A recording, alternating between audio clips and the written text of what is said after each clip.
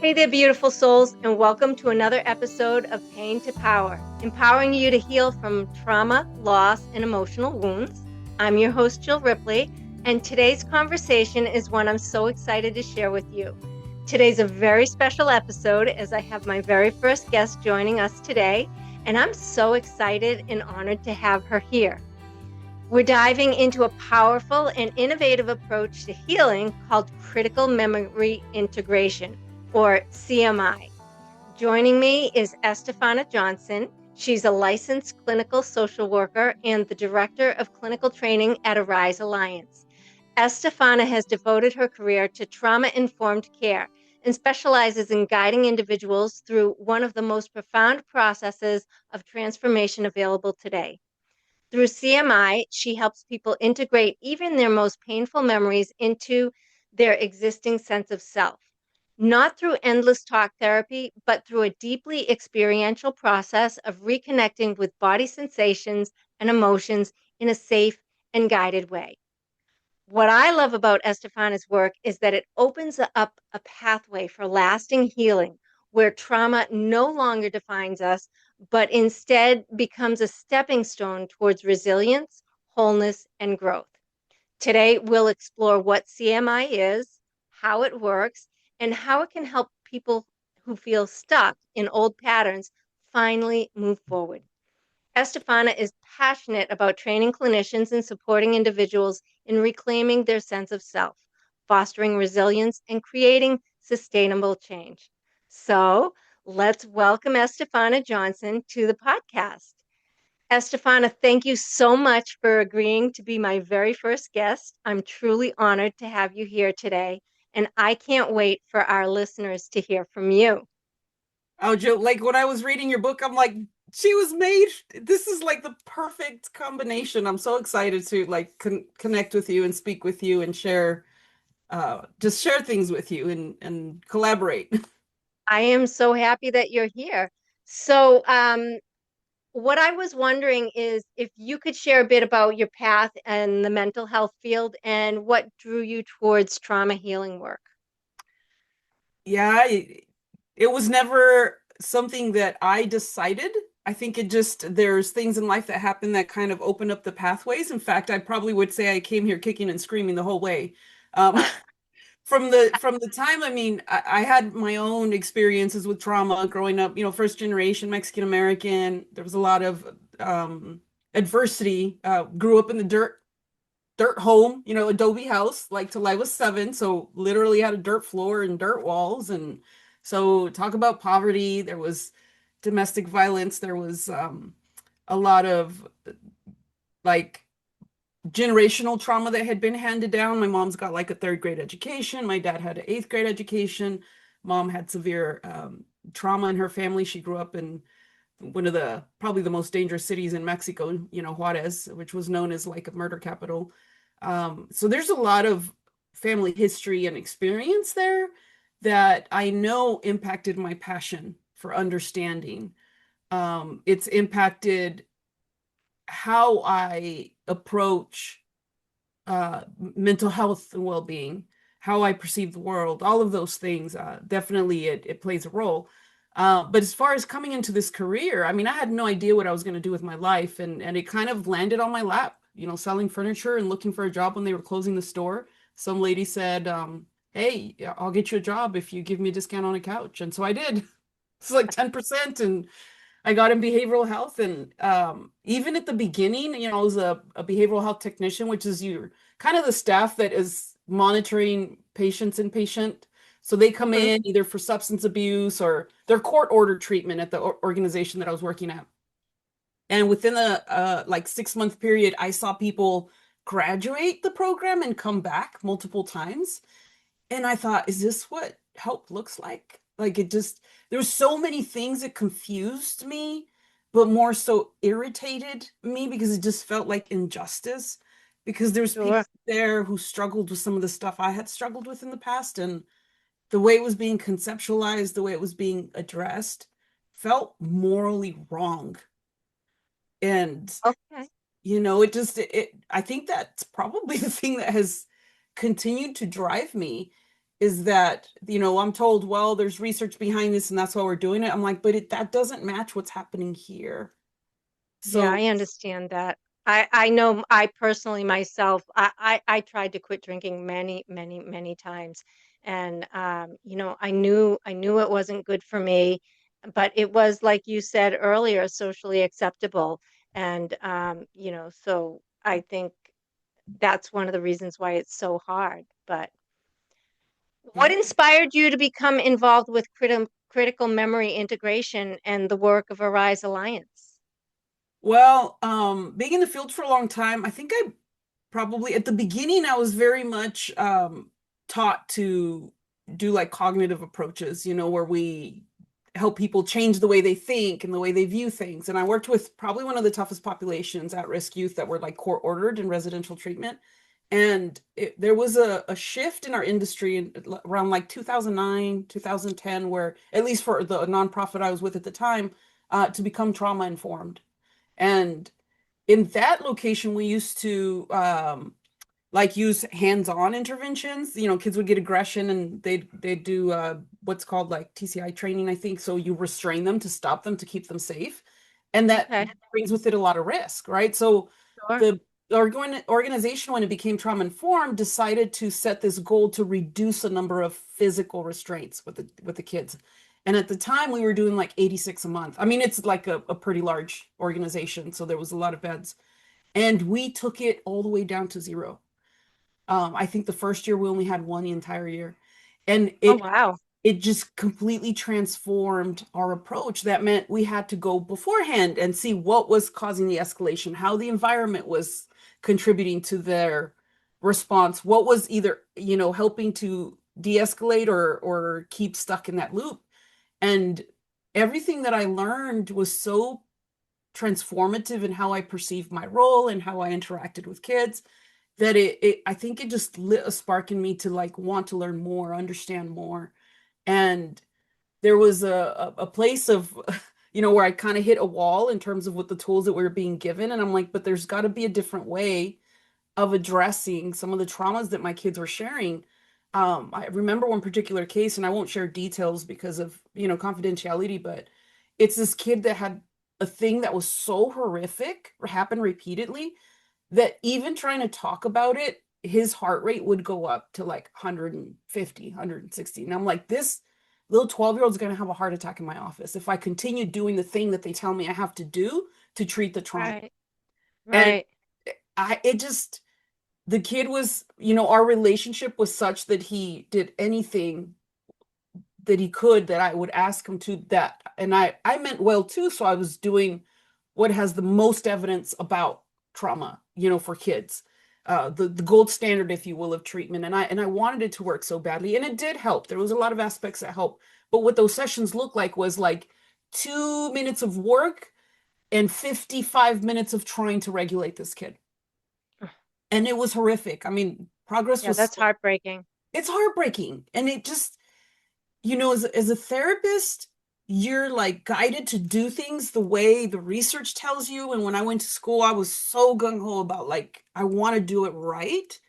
And then as a human, you're sitting there and something feels so deeply wrong. And there's this like split that I experienced that it was that discomfort that led to this desperation for looking for other ways, a deeper understanding. And then I, started researching other like trauma modalities. When I left that organization, I actually found one that uses eye movements and targets images. And it was beautiful. I mean, it helped people like instantly um, resolve like flashbacks, nightmares. And I thought, this is the key. That's it. So I became the hugest advocate and I became a national trainer and did that for 6 years. Um, and the reason why I left there, that's how I got involved with the Rise Alliance. They weren't a Rise Alliance back then, they were part of that organization. And after a while, I realized that also had limitations because you Yeah, can release the pain uh, and try to change the images, try to make it positive, try to make it pretty so it doesn't bother you no more. And yet it continues controlling your behavior, your interactions from the depth beneath your right. conscious awareness. Yeah, the subconscious. So, for Yeah. those who are hearing about CMI for the first time, how would you describe critical memory integration in simple terms? So what it is, and that's the perfect pivotal point of when I said there has to be something different. And I joined this organization that looked for the something different. And that's how we developed CMI, was we realized that a lot of approaches work on desensitizing, which means that this thing doesn't hurt you no more, right? But it doesn't get to the root of what caused this to be a thing in the first place. What caused this experience to be a stuck point?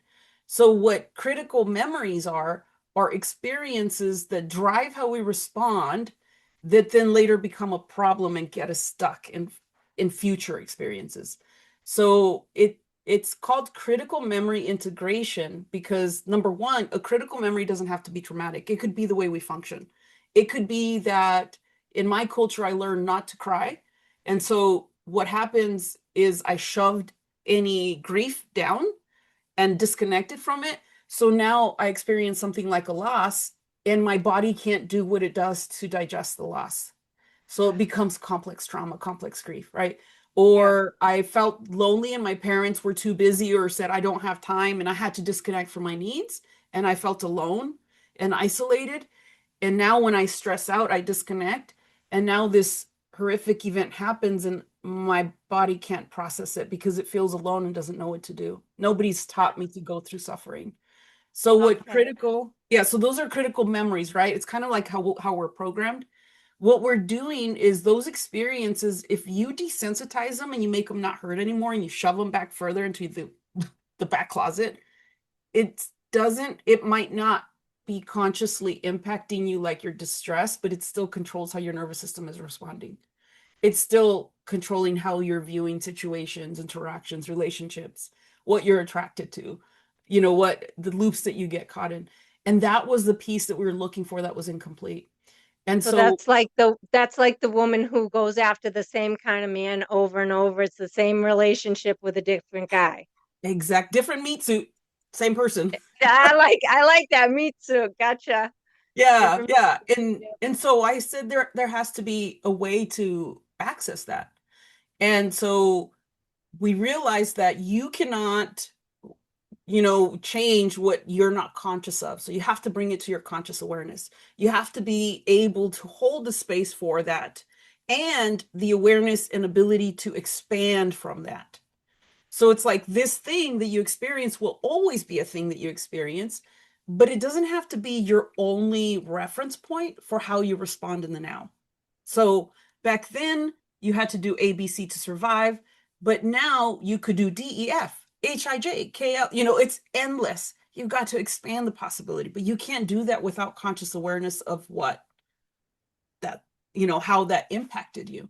So And it's would you say that people who are using numbing techniques to cover up their pain, it's why they have the inability to or to move through that and to stop doing those activities is because they're subconsciously trying to repress those memories. Yeah, my analogy, Jill, would be there's something that you couldn't digest. And so you put it in a little container and you shoved it in the fridge. But now it's gotten old and it's like moldy and it stinks. And you've shoved other things in front of it.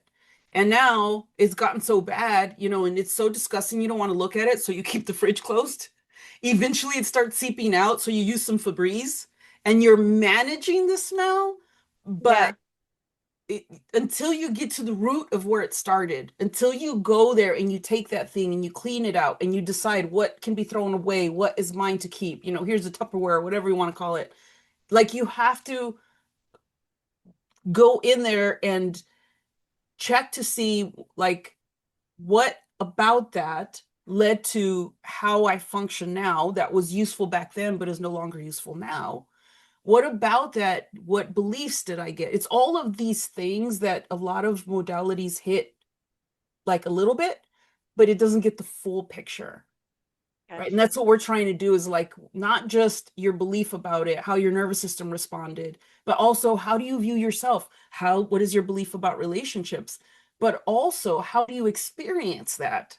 Not just the narrative or the belief, but the experience in your body. And how does that impact your behavior now? So integration is taking that puzzle piece and instead of shoving it back or cleaning it out so that you don't, let me make it pretty so it doesn't bother me, you're fitting it into the context of the rest of your life. That's what integration is, the opposite of segregation, right? It's connecting to it. So you're not Right. rejecting it, you're connecting it to it, and you're looking at how it's impacted the whole view of your journey, not just trying to like forget it or shove it back because it's too ugly to look at. So, without breaking confidentiality, could you share an example or story of transformation that shows the power of your work? Oh my gosh, it's so many of them. Like the biggest thing that I saw, and this is one of the issues that I had as a trauma therapist in the past, is I would have individuals that just wholeheartedly came, so courageously shared their story. We went through and we desensitized things, like if a person had nightmares or flashbacks, and we could do some eye movements, we could do image replacement, and they no longer were, you know, disturbed by it. So they'd be like, "Oh, you've changed my life." And it felt good as a clinician. But Yeah. then those ones that continued coming was like I'd see them start doing some of the same things that they always did. So now I got rid of that abusive spouse and we, got rid of that stuff, but now they find another toxic relationship, or they find themselves in situations, or there's still limitations, or they hate themselves. That's the very common one, is there's a lot of self-rejection because I'm broken, or I was not worthy of feeling love like other people do. My parents didn't love me. How come I wasn't good enough to be loved? And these are things that are so complex. It was really hard to erase that reality, to change that reality. And so when I started working with Arise and developing CMI, a lot of these clients who had gotten so far in their treatment as to maybe the symptoms were now gone or decreased, but we're still stuck in that self shame or pity or self hatred or whatever. Those are the ones that help me also better understand how this process was changing. Because instead of trying to fight the belief, trying to change the thought, we went back to see what is it that we missed. And we started to integrate. And by integrating, it means that they go back, they connect to whatever signal's coming up, the feeling that's coming up in their body, and they move towards the thing that is uncomfortable. And now they have tolerance for it. Now they're going with agency, with full like awareness and connection. And they recognize that they never learned to appreciate. Well, once you own it, you get to decide what to do with it. Not only that, but you understand it. You start learning why I responded the way I did, what I missed about that. My rejection from my caretakers had nothing to do with my value. It had something to do with their limitation, Right. right? So it's like instead of my mother didn't love me, it's my mother didn't love, period. Right. Right. I became the byproduct of the experience of her limitation. But it says nothing about me. It's not that I was unlovable, it's that she was incapable of love at the time, probably because she had her own experiences. And without explaining all of that stuff, people started connecting to this aha moment. And when Yeah. you start seeing it and you understand it, I mean, the changes that I saw, I had individuals who had like probably some of the worst cases on paper, everything from like meth addiction to high risk behaviors to like very severe trauma, everything that you can think of in the books, and had a lot of self-hatred that all of a sudden would come and sit on my couch and say, I think I'm beginning to like myself. Oh, I And it love that. just, oh, my heart was like, how, what are we doing? And I realized it was that they were seeing themselves from a different light.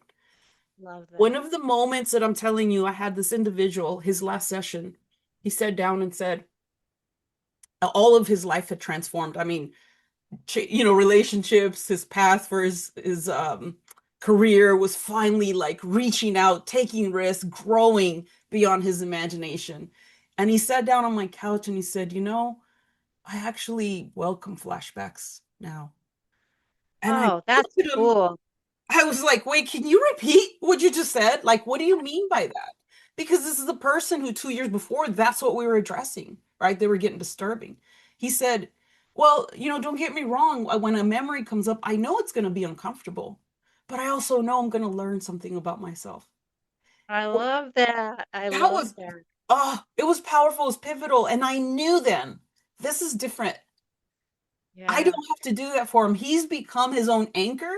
He's become his own like guru, observer, and holds that space for his pain, for his anguish, for all those with the compassion and the curiosity that is necessary to generate value out of that, to grow from that. That that is so cool. So, if someone's listening is curious about CMI, are there any first steps that they can take on their own to explore it? you know, CMI, yes. So part of my passion is to try to get this to everybody, right? To help them understand. We're changing the way we think about mental health. We're changing the way that we address what we can call it stuck points, right? These challenges.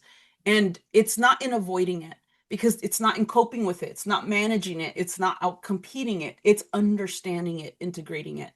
And so the first steps is to start moving towards discomfort. When you react a certain way, when you find yourself short or brief or frustrated, instead of immediately justifying with the other person, they were a jerk. Yeah, that could have been true, could be valid that the person was a jerk, but that mentality already puts your control on the other person. Right. My thing is why is them, how they choose to live their life or respond or their limitations impacting me? Why is that happening? Be curious about that. And so when you sit with that feeling that you have about their jerkness or whatever is going on, and you become curious, you will find answers within you. Maybe there's a part of you that feels like unseen, it didn't get Hmm. validated. Maybe there was something in the past that was not processed, and it reminds you of all these other experiences.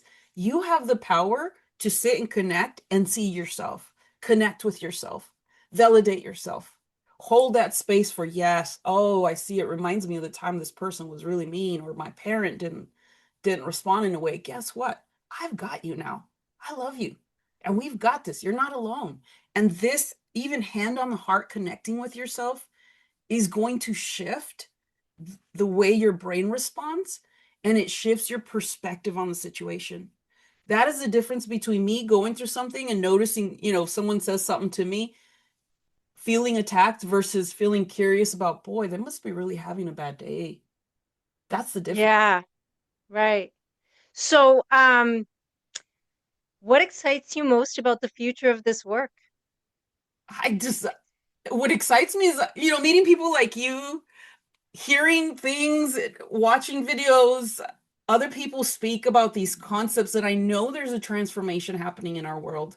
I know there's a possibility of a shift of people becoming aware and seeing things differently than what we were stuck on. And who knows, maybe it was just my world in the past that I saw things a certain way, but it felt like there's this misnomer, this idea that we need to avoid pain and we need to avoid suffering at all costs. And that's what, when that drives people's behavior, it drives division in our culture.